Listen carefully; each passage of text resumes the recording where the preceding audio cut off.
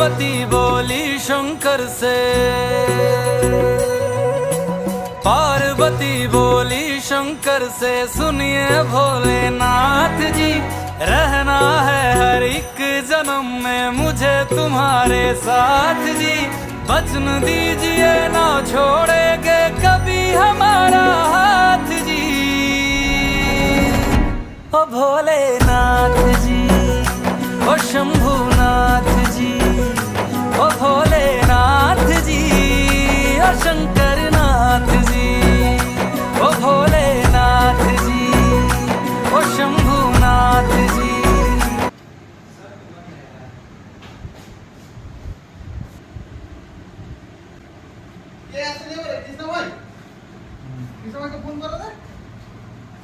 বলছি আগে আমরা ভিডিও বানাবো তারপরে